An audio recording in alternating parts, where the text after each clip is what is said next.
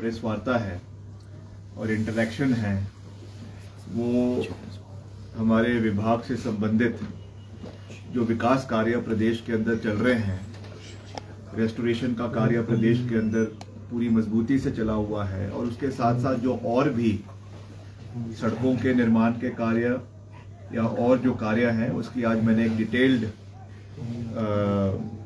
Review बैठक सारे chief engineers के साथ और एसईज के साथ ऑनलाइन करी है।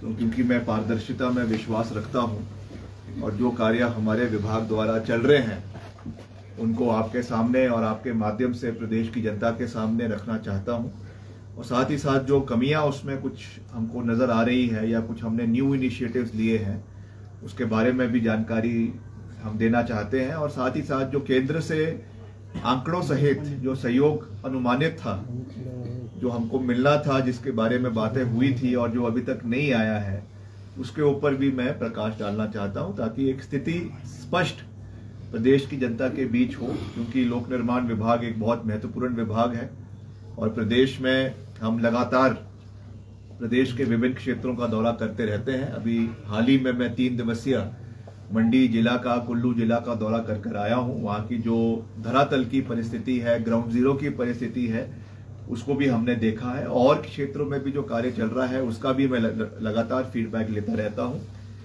तो शुरुआती तौर पे अगर हम बात करें तो जो हमारी प्रधानमंत्री ग्राम सड़क योजना का जो पहला और दूसरा चरण है, आप जानते हैं कि ये बहुत ही महत्वाकांक्षी योजना है और बहुत समय से प्रदेश के अंदर चली हुई है और इसमें मैंने कड़ा संज्ञान लिया है। क्योंकि कई हमारी सड़कें हैं जो PMJSY 1 और 2 की जो 2005 से लेकर जिनका कार्य चला हुआ है, अब 2023 में पहुंच चुके हैं, अभी तक वो कार्य पूरा नहीं हो पाया है। मैंने अभी तक ऐसी 170 सड़कें प्रदेश के अंदर हैं जो PMJSY 1 पे और 2 पे चली हुई है। हमने ये फैसला लिया है कि PMJSY 3 में जो भी ऐसे ठेकेदार हैं जो 1-2 का कार्य पूरा नहीं कर पाए हैं उनको PMJSY 3 की सड़कों का कार्य प्रदेश के अंदर नहीं दिया जाएगा। ये हमने एडमिनिस्ट्रेटिव फैसला लिया है ताकि नई सड़कों पे काम मजबूत तरीके से हो और ऐसा ना हो कि 1-2 में जो कार्य कर रहे थे उसका कार्य पूरा किया नहीं और अब तीसरे पैकेज में आना शुरू हो गए। इसलिए हमने ये एडमिनिस्ट्रेटिव निर्णय लिया है कि उन ठेकेदारों को एंटरटेन डिपार्टमेंट द्वारा नहीं किया जाएगा जिन्होंने पहले और दूसरे पैकेज में प्रदेश में जो कार्य लिए हुए हैं, जो लंबित पड़े हुए हैं किन्हीं कारणों की वजह से, उनको पूरा नहीं किया है। इसके साथ साथ हमारे CRIF के भी करीबन 50 सड़कें प्रदेश के अंदर है जो अभी जिसके ऊपर काम चला हुआ है, उसको भी जिसमें सड़कें भी है, ब्रिजेस भी है, जिसमें जिला मंडी, जिला ऊना, चंबा और कांगड़ा और शिमला की कुछ ऐसे कार्य है जो धीमी गति से चले हुए हैं। 2000 वित्तीय वर्ष 2017 और 18 के और 18 और 19 के, उस पे भी मैंने गति देने के लिए विभाग को कड़े संज्ञान दिया है, उनको निर्देश दिए हैं कि समय के ऊपर ये कार्य पूरे होने चाहिए। क्योंकि स्ट्रेटेजिकली भी ये सड़कें और ये ब्रिजेस बहुत महत्वपूर्ण है, समय पर उनका कार्य पूरा हो, गुणवत्ता के साथ पूरा हो। ये कार्य हम पूरा करने के लिए वचनबद्ध भी है और उसको पूरा करेंगे। उसके साथ साथ नाबार्ड की यानी विधायक प्राथमिकता, क्योंकि जब हम विपक्ष में थे तो हम भी इस विषय को बहुत महत्वपूर्ण तरीके से प्लानिंग की मीटिंग में उठाते थे। आज भी मुझे दुख है कि करीबन 30 हमारी सड़कें ऐसी है विधायक प्राथमिकता की जो बड़े लंबे समय से अलग अलग वित्तीय वर्ष की जिसपे काम बहुत धीमी तरीके से चला हुआ है, उसको भी हमने उस पर गति देने का निर्देश डिपार्टमेंट को दिए हैं और जो उनकी समय तिथि है, अगर वो उसके ऊपर पूरा नहीं होता है तो कंसर्न ठेकेदार के ऊपर जो है वो 5% पेनल्टी डिपार्टमेंट द्वारा लगाई जाएगी। ये भी हमने आज फैसला लिया है क्योंकि हम चाहते हैं कि समय पे जो कार्य है वो पूरा हो। क्वालिटी के साथ साथ जो प्राइस एस्कुलेशन इन्फ्लेशन के साथ बढ़ती है, वो अगर हम उसको मद्देनजर रखें तो जो काम हम 100 रुपए में लेते हैं वो बढ़कर 500 रुपए का हो जाता है, और वो सारा जो नुकसान है वो प्रदेश सरकार को होता है। इसलिए इस पे भी हम बहुत गंभीरता से कार्य कर रहे हैं। जितनी भी विधायक प्राथमिकता की निमाड़ की सड़कें प्रदेश के अंदर चली हुई है, जो आपकी RIDF 28 है या 26 है या 29 है, उन पे हम लगातार उसकी मॉनिटरिंग कर रहे हैं। आज भी मैंने किया है और इस पे मैंने बिल्कुल कड़ा संज्ञान लिया है और समय पर इसको पूरा करने के निर्देश दिए हैं। साथ ही साथ क्योंकि हमारी मशीनरियां बहुत कम हो गई थी, आप जानते हैं कि नया जो है वो आपका मोटर व्हीकल एक्ट आया है, जिसकी वजह से जो हमारी 15 साल से पुरानी गाड़ियां हैं, JCBs है, मशीनें हैं, पोकलेन हैं, वो जो है वो आउटडेट हो गई थी। इसके लिए 30 करोड़ रुपए की लागत से अभी हमारी परचेजिंग में पहले चरण में 264 नई JCB, बुलेरो और टिप्पर हमारे डिपार्टमेंट ने लेने का प्रोसेस शुरू कर दिया है। जेम पोर्टल के माध्यम से ये लिया जा रहा है पारदर्शिता के लिए, और जल्द इसकी प्रक्रिया शुरू हो गई है और जल्द ये अलग अलग डिविजन्स में, अलग अलग सर्कल्स में ये गाड़ियां और मशीनें पहुंच जाएगी, ताकि इसका जो विकास कार्य चले हुए हैं उसमें गति देने के लिए ये कार्य जो है वो करवाया जा सके।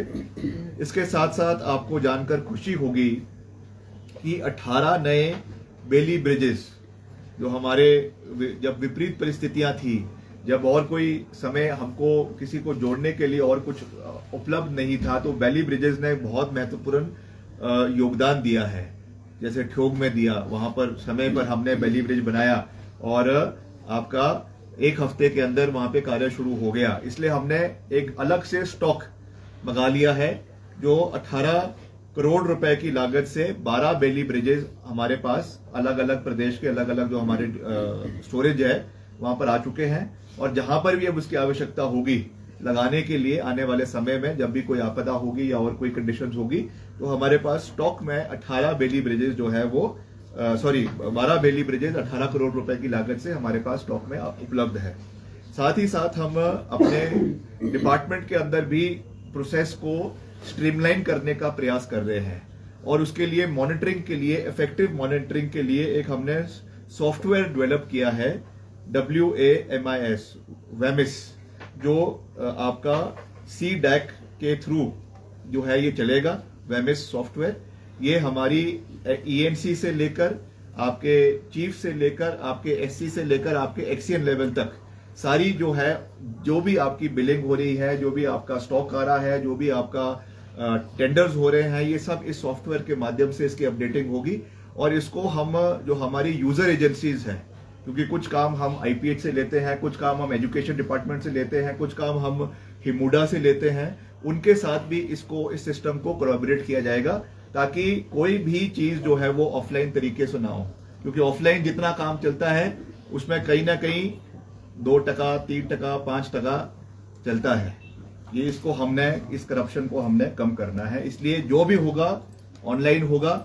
इसलिए हमने ये WAMIS सिस्टम को डेवलप किया है, और इसको हम 5 करोड़ रुपए की लागत से इस सॉफ्टवेयर को डेवलप किया जा रहा है। इसको हमने प्रोक्योर किया है ताकि हम एक ट्रांसपेरेंसी PWD डिपार्टमेंट में लाए। जब से मैं PWD का मंत्री बना हूं, सबसे ज्यादा लोगों की एक मुझे डिमांड आती है, चाहे वो सोशल मीडिया के माध्यम से आती है, चाहे जब मैं ग्राउंड पे जाता हूं, कि हमको PWD में भ्रष्टाचार को खत्म करना है।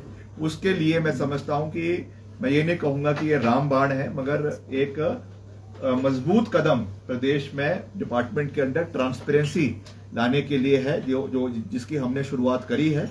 आने वाले समय में अगर इसमें हमको कुछ कमियां भी दिखेगी, उसको भी हम इम्प्रोवाइज करेंगे, ताकि पारदर्शिता से सारा काम हमारे डिपार्टमेंट के अंदर चले। और इसके साथ साथ हमारे जो PMJSY 3 का मैंने आपको कह ही दिया है कि ये बहुत ही बहुउद्देशीय स्कीम है, जिसमें 2600 करोड़ रुपए की लागत से 2800 किलोमीटर सड़कें प्रदेश के अंदर पक्की होने जा रही है। इसकी मैं लगातार इसकी हमने बैठक करी है।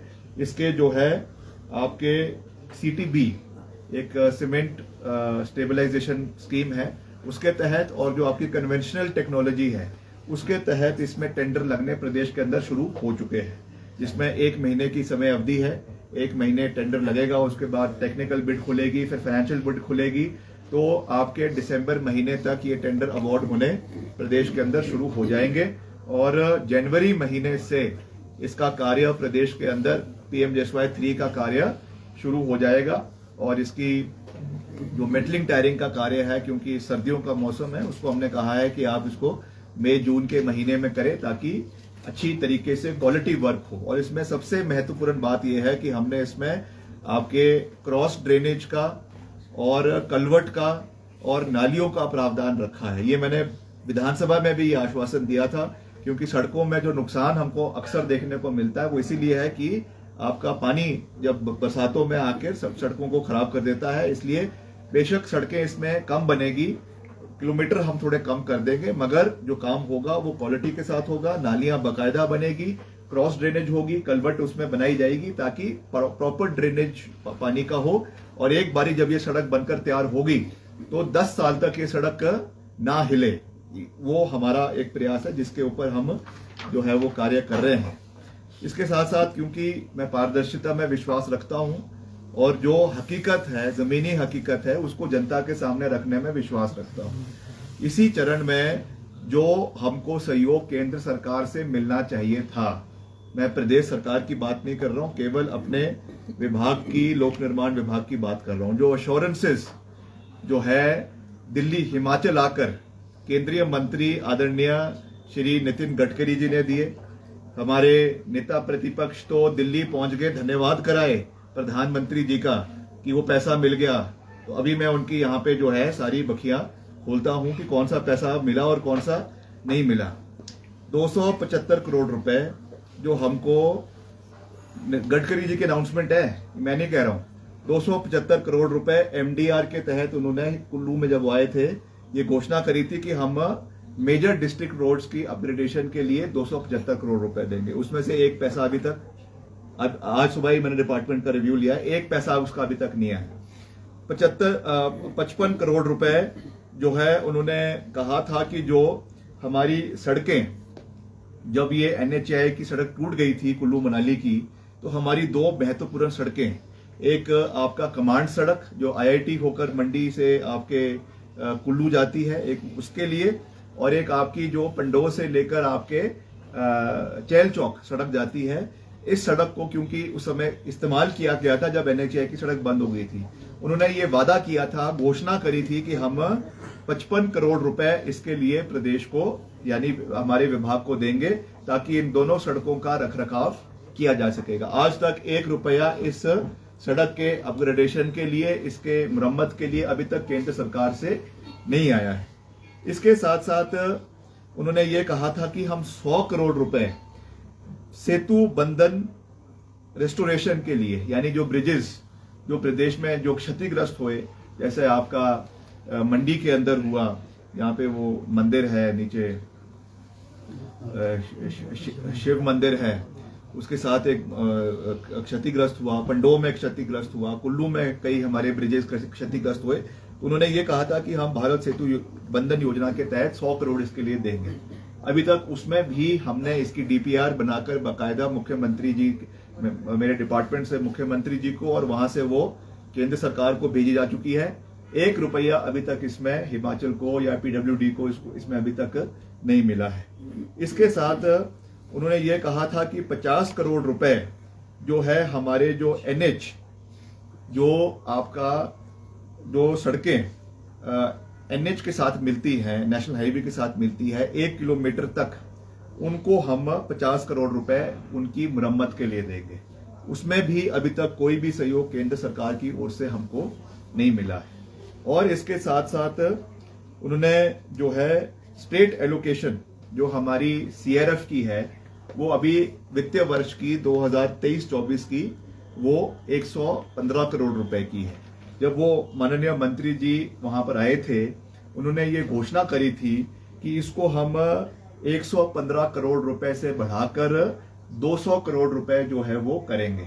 अभी तक वो हमारी CRF की जो एलोकेशन है प्रदेश की सड़कों के लिए, वो भी अभी तक नहीं बढ़ी है।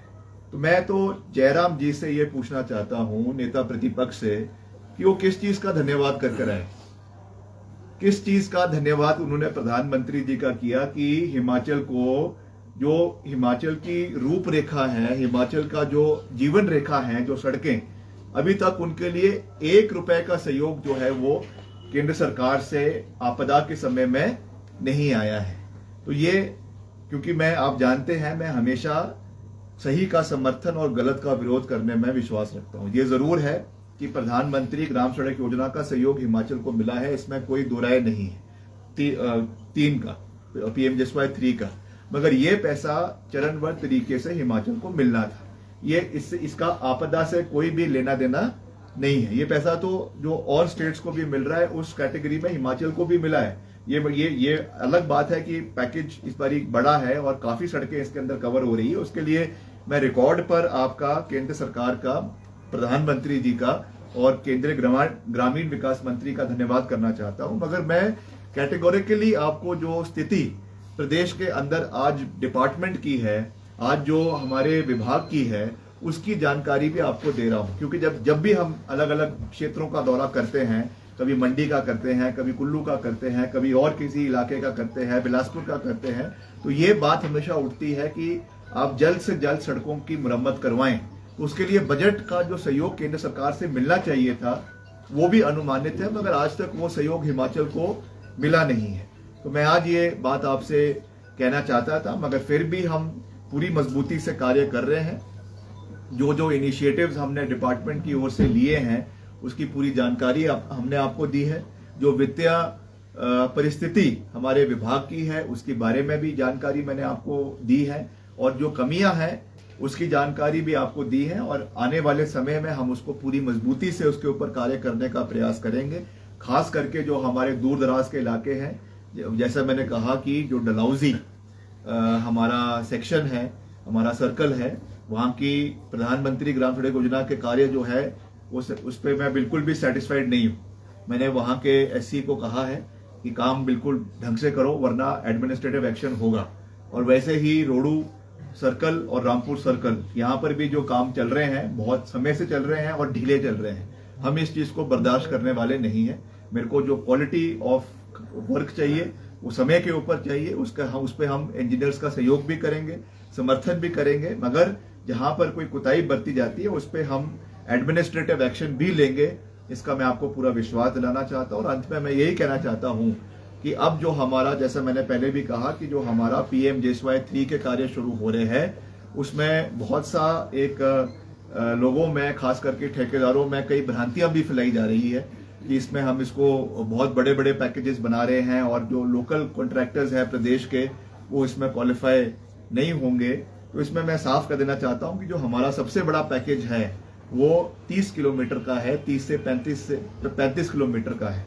और जो भी अच्छा काम कर सकते हैं, क्वालिटी ठेकेदार है, वो इसमें आगे आए, प्रॉपर जो उसका प्रोसेस है उसको फॉलो करें और उनमें अप्लाई करें। हमको कोई उसमें आपत्ति नहीं है, मगर आपत्ति इस बात में है, और मैं फिर से इस बात को रिपीट कर रहा हूं, जिन लोगों ने PMJSY 1 में और 2 में काम लिया हुआ है और समय पर काम नहीं मिला है, आई विल इंश्योर कि उनको PMJSY 3 में 1 रुपए का काम उनको नहीं मिलेगा, जब तक वो अपनी पुरानी लाइबिलिटीज को, अपने पुराने कामों को पूरा नहीं करते हैं। ये मेरा वचन है और इसको मैं इम्प्लीमेंट 100% प्रदेश के हर कोने में इसको इम्प्लीमेंट किया जाएगा, ये मैं कह सकता हूं। आप कुछ पूछना चाहते हैं तो पूछ सकते हैं। सर, जैसे आपने कहा कि 1 और 2 में ठेकेदारों पर काम से आगे रोका जाएगा, तो क्या सर पेनल्टी भी लगाई जाएगी? क्योंकि कई बार देखा जाता है कि लेट काम होने से कॉस्ट बढ़ जाती है।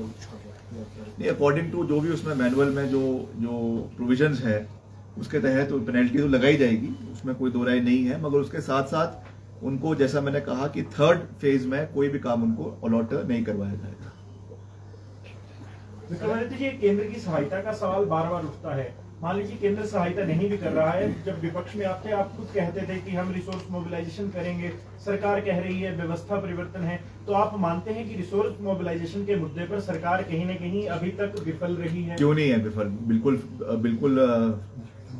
बिल्कुल अच्छा काम किया है। इतना बड़ा वाटर सेस बनाया है, वाटर सेस से हिमाचल की रेवेन्यूज को इंक्रीज किया गया है। वो तो उन्होंने जो है करीबन कितना 600 करोड़ रुपए उससे अनुमानित है, वो पैसा हिमाचल के हितों के लिए यूज किया जाएगा।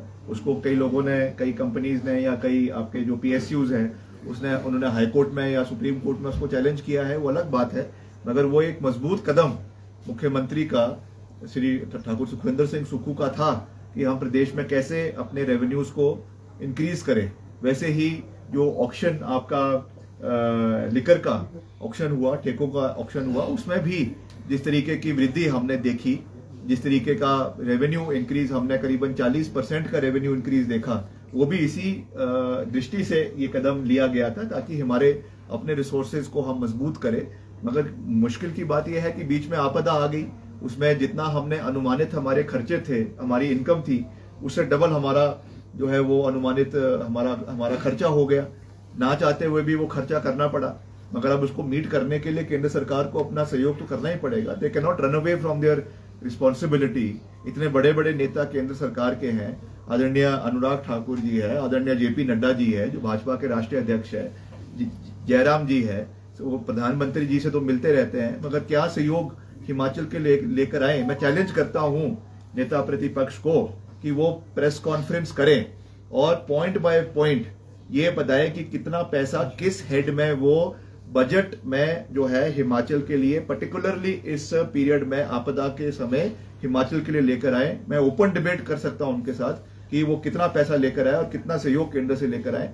तो ये बातें केवल इस तरीके से बड़ी बड़ी बातें करने से नहीं होता है, आपको आंकड़ों के ऊपर बात करनी चाहिए, तथ्यों के ऊपर बात करनी चाहिए, और वही जनता, प्रदेश की जनता उस चीज को अप्रिशिएट भी करती है। और अगर मुश्किल चीज है, हम मुश्किल परिस्थितियों को भी लोगों के बीच में रखते हैं, लोग उस चीज को समझते हैं, मगर सच बोलने का हौसला होना चाहिए, जो मुझे दुख है कि इतने वरिष्ठ नेता को भी प्रदेश के अंदर नहीं है। सर, अगर अभी 2 दिन पहले ही डॉक्टर राजीव बिंदल जो भाजपा के अध्यक्ष ने प्रेस कॉन्फ्रेंस की और आरटीआई का जिक्र वहां किया कि 10 महीने में 10,300 करोड़ का लोन ले लिया है, और खुद पूर्व सरकार पर आरोप लगा रही है सरकार के नुमाइंदे कि कर्ज का बोझ हमारे ऊपर छोड़ा गया है, क्योंकि 10 महीने में इतना कर्जा लिया। और देखिए, मुझे वो आंकड़ों के बारे में मैं नहीं कह सकता हूं, मैं पुष्टि नहीं कर सकता हूं। हो सकता है वो आंकड़े सही हो सकता है नहीं हो। मैं जब उसकी आधुनिक उसकी जो है पुष्टि तभी कर सकता हूं जब फाइनेंस डिपार्टमेंट से हमारे पास उसके कोई दस्तावेज आएंगे। मगर फिर भी प्रदेश की वित्तीय परिस्थिति जो है वो हमें कठिन समय से गुजर रहे हैं, इसमें कोई दो राय नहीं है। जो हमारी कमिटेड रिस्पॉन्सिबिलिटीज है उसको हमने मीट करना है, जो हमारे एम्प्लॉयज के एरियर्स हैं उसको हमने मीट करना है, जो डीए इनहेंसमेंट्स है उसको हमने मीट करना है, जो कैपिटल एक्सपेंडिचर हमने प्रदेश के अंदर करना है उसको हमने मीट करना है। हम अपने आमदनी को बढ़ाने के लिए तो कदम उठा ही रहे हैं, मगर उसके साथ साथ जो हमारी लाइबिलिटीज है उसको मीट करने के लिए कहीं ना कहीं से तो पैसे की आवश्यकता है। जब केंद्र सरकार हमारा सहयोग नहीं कर रहा है और जो हमारी बोरोइंग कैपेसिटी है उसको भी कम कर दिया है, अब उस पर कैपिंग जो है करीबन 6,000 करोड़ रुपए की कैपिंग लगा दी है, तो कहीं ना कहीं से तो उस खर्चे को मीट करना है। उसके लिए अब हमको सरकारी संपत्तियों को तो बेचा नहीं जा सकता, तो निश्चित तौर से कहीं ना कहीं वो रेवेन्यू को मीट, उस एक्सपेंडिचर को मीट करने के लिए लोन लिया जा रहा है। मगर आने वाले समय में हम कोशिश कर रहे हैं कि प्रदेश की वित्तीय परिस्थिति बेहतर हो। मुख्यमंत्री जी उस और मजबूत कदम उठा रहे हैं, and I am sure in the times to come इस पे हम महत्वपूर्ण तरीके से आगे बढ़ेंगे। जिन 5 राज्यों में चुनाव हो रहे हैं सर, वहां पर एक बड़ा मुद्दा बना हुआ है, भाजपा बड़ा मुद्दा बना रही है कि जो गारंटियां हिमाचल में दी गई थी वो गारंटियां पूरी नहीं हुई। और एक बड़ा बयान जयराम ठाकुर का आया मंडी में, उन्होंने कहा है कि महिलाओं को 1500 रुपए देने की बात कही थी। अब जो आगे लोकसभा चुनाव होंगे उसमें इम्पैक्ट देखने को मिलेगा और महिला शक्ति का श्राप लगेगा। इम्पैक्ट तो उनको 15 लाख का मिलेगा और उसका श्राप लगेगा, लग भी चुका है और आगे अभी और भी लगेगा। जो है सूद समेत अभी उनको जो है, अभी तो बोल रहे थे 25 साल के लिए मैं बैठा हुआ हूँ कुर्सी के ऊपर, अभी तो 5 साल हुए हैं विपक्ष, अभी तो 1 साल भी विपक्ष में नहीं हुआ है। तो आने वाले समय में पूरा उनको जो है श्राप भी लगेगा। और इस तरीके की महिलाओं की आड़ में राजनीति करना बंद करें नेता प्रतिपक्ष, जो है अपनी जो है मैस्कुलिनिटी को आगे लेकर आए और इस तरीके से don't hide behind the wheel of women. इतने कमजोर नहीं है वो। मुझे विश्वास है कि आगे बढ़कर प्रदेश की जनता के मुद्दों को उठाए, सकारात्मक तरीके से उठाए, मगर हम पे उंगली उठाने से पहले अपने पे जो उनके कार्य के समय के काम है पहले उनके ऊपर ध्यान दे। 15 लाख की जो उन्होंने गारंटियां दी हुई है पहले उनको पूरा करें। हम चरणबद्ध तरीके से अपनी हर गारंटी को पूरा करेंगे। मुख्यमंत्री जी हर स्टेज पे ये बोल रहे हैं कि हम चरणबद्ध तरीके से अपनी हर गारंटी को पूरा करेंगे। जो हमारी 1500 की गारंटी है उसको भी हम फेज वाइज पूरा कर रहे हैं। आपदा का समय है जिसकी वजह से हमें बहुत से हमारे फंड्स को डाइवर्ट कर कर उनको आईपीएच को, पीडब्ल्यूडी को या रूरल डेवलपमेंट को देने पड़े। पहली बार हिमाचल में ऐसा हुआ है कि 1 लाख रुपए का जो मुआवजा दिया जाता था आपके घर के डैमेज के, उसको बढ़ाकर 7 लाख रुपए किया गया। तो ये पैसा हवा से तो आया नहीं है, कहीं ना कहीं से बजट में कट लगा है, कहीं ना कहीं से किसी ना किसी स्कीम से ये पैसा काट कर यहाँ लाया गया है। अभी आपदा का समय है, आप चिंता ना करें, आने वाले समय में हम अपनी हर गारंटी को पूरा करेंगे। आप अपनी चिंता करें, हम प्रदेश के लिए वचनबद्ध हैं, प्रदेश की जनता के लिए वचनबद्ध है। जो कहा है उसको पूरा करेंगे। अच्छा, नितिन गडकरी हिमाचल प्रदेश आए थे जब प्राकृतिक आपदा हुई, सहानुभूति पूरी उन्होंने दिखाई, घोषणाएं भी की। बावजूद इस तरह से आप कह रहे हैं कि घोषणाएं अभी तक जो है झूठी ही साबित हुई है, कारण क्या मानते हैं? क्या राजनीतिक मैंने तो देखिए मैंने तो जो आंकड़े हैं और जो फैक्ट्स हैं वो मैंने आपके सामने रख दिए हैं, और जो भी मैंने कहा है वो आंकड़ों के बेसिस पे कहा है, ना 1 रुपए ज्यादा ना 1 रुपए कम। और मैं खुद फिर से कह रहा हूं, जब जो सहयोग मुझे मिला मेरे डिपार्टमेंट को केंद्र सरकार से, मैंने खुले मन से उसका धन्यवाद भी कर दिया। पीएमजेएसवाई का सहयोग मिला, मैंने धन्यवाद किया। प्रधानमंत्री जी का जो नहीं मिला उसके लिए मैं धन्यवाद कैसे कर सकता हूं? ये तो प्रदेश की जनता के साथ अन्याय होगा कि मैं उनको सही आंकड़े ना बताऊं, इसलिए मैंने कह दिया है। बाकी जो जनता है वो सब जानती है और उन्होंने इसका निर्णय लेना है कि कितना सहयोग मिला है, कितनी बड़ी बड़ी बातें हुई है और क्या वो धरातल पे उतरी है या नहीं उतरी। ऐसा तो नहीं मुख्यमंत्री की राजनीति से प्रेरित हुई, जो पैसा उन्होंने नहीं दिया। ये जवाब तो जयराम जी को देना चाहिए, बिंदर जी को देना चाहिए कि ये घोषणाएं हुई है, ये बातें हुई हैं। वो खुद वहां पे उपस्थित थे मनाली में जब ये घोषणाएं हुई, तो अभी तक ये पैसा हिमाचल को क्यों नहीं आया, पीडब्ल्यूडी डिपार्टमेंट को अभी तक क्यों नहीं आया, ये इसकी जवाबदेही तो नेता प्रतिपक्ष को करनी चाहिए, क्योंकि वही उनके नुमाइंदे हैं हिमाचल के अंदर। सर, ऐसे कितने ठेकेदार हैं जिन्होंने सेकंड फेज कंप्लीट नहीं किया, थर्ड फेज में डिस्क्वालीफाइड किए जाए? अब ये तो आंकड़ा विभाग जुटाएगा, मुझे तो इसका मोटा अभी वो नहीं है जिसको हम कहते हैं। मैंने तो बर्ड्स आई व्यू लिया है ऊपर से, अब वो जो नीचे के वो देखेंगे, जो भी उसमें क्वालिफाई नहीं करेगा उनको जिस तरह से क्रैशर बन रहे हैं देश में, तो क्या इसका असर जो है पीडब्ल्यूडी डिपार्टमेंट में भी पड़ रहा है? जो सड़कों के निर्माण में तो नहीं पड़ रहा है, बिल्कुल पड़ रहा है। ये मैं ये कह सकता हूँ, ऑन रिकॉर्ड कह रहा हूँ कि जो हमारे खास करके ब्यास नदी पे जो क्रशर बंद हुए हैं उससे नुकसान हो रहा है, और लगातार इसकी डिमांड प्रदेश की जनता भी कर रही है, ठेकेदार भी कर रहे हैं कि वो खुलने चाहिए। और इस पे कार्रवाई सरकार ने की है, अच्छी बात है, मगर इसको साइंटिफिक तरीके से ये कार्य हो, ताकि जो क्रशर से नुकसान हुआ है, वैसे तो क्रशर से नुकसान होता नहीं है, नुकसान जो हुआ था वो इलीगल माइनिंग से हुआ था। इलीगल माइनिंग और क्रशर चलाना ये दोनों बहुत अलग चीजें हैं, इसलिए मगर फिर भी सरकार ने निर्णय लिया है, बहुत अच्छी बात है, उसको सरकार रिव्यू करेगी। इसके लिए एक साइंटिफिक कमेटी जो है वो जो आपकी साइंस डिपार्टमेंट है, जियोलॉजिकल डिपार्टमेंट है, उनके माध्यम से गठित की गई है। वो हर जगह जा रहे हैं, फैक्ट फाइंडिंग कमेटी बनाई गई है। उस रिपोर्ट के बाद जल्द से जल्द इन क्रशर्स को फिर से खोला जाएगा, मगर इस चीज का ध्यान रखा जाएगा कि इलीगल माइनिंग प्रदेश के अंदर भविष्य में ना हो।